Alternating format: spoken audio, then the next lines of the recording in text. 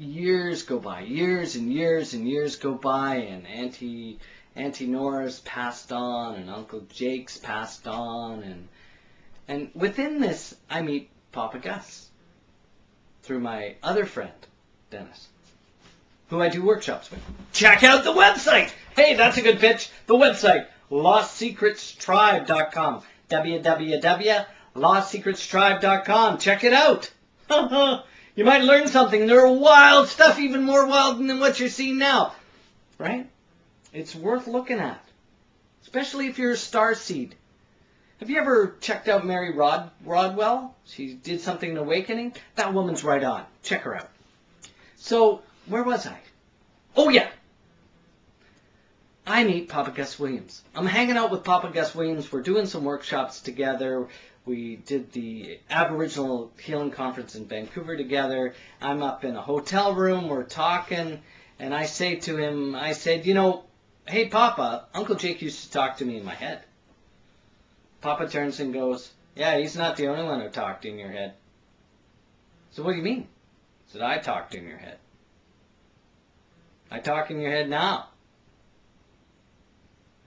Okay, I said, thanks. Because I didn't want to be rude. He's an elder. You don't get rude to an elder. But, I'm sitting there going, I don't remember talking to him. I only remember Uncle Jake in my head. You see, I would go up and visit Uncle Jake because his daughter would phone me up, and I'd go up and then we'd watch cowboy movies, and I think, what the hell was that about? I mean, I'm in for a deep, meaningful conversation with some Aboriginal guy, and I'm watching John Wayne war movies. Right? I think, what was that? You wanted to talk to me so badly? I get home. There Uncle Jake is teaching me. Really? Seriously? I mean it. So I look at Papa and I say, okay. And I go home and I think, I don't remember Papa Gus in my head. Ever. I just remember these two old wise dead guys who talk to me other than Jake. So I phone up Papa and I say, hey, Papa, you said you talked to me in my head, buddy, and, I don't remember you talking to me in head. The only other native people talking to me in my head were these two wise old dead Indian guys. And he says to me, I didn't tell you it was dead.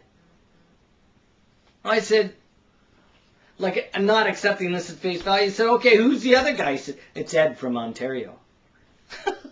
Ed from Ontario? How do you make that stuff up?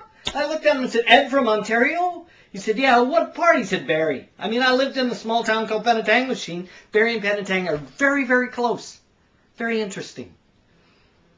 So now I'm thinking, wow. And then, I mean, how long have these guys been there? They've been there for a long time. So I'm talking to Papa about this and back and forth, and I'm going, okay. And then one day, we're sitting at the lunch table. He's telling about his past and how at one point he had to clean up and they threw him in jail. And I'm looking at him, and he's not talking to me. He's talking to somebody else. And I went, Papa, man, I know that. Yeah, he said. I came to help you when I was 7. Yeah, he said.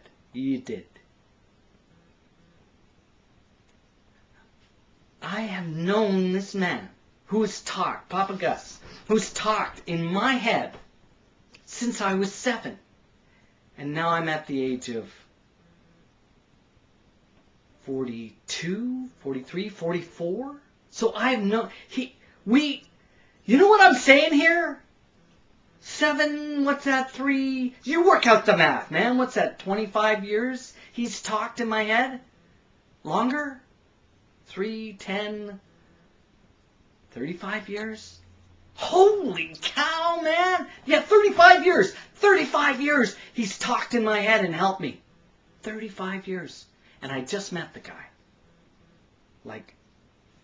40 to 31 years. And then I met him. And I thought he was a spirit, but really, he was here helping me. How many people are like that out there? And then I wonder, do I do that with folks? Maybe. Do you? Maybe. Wow, 35 years.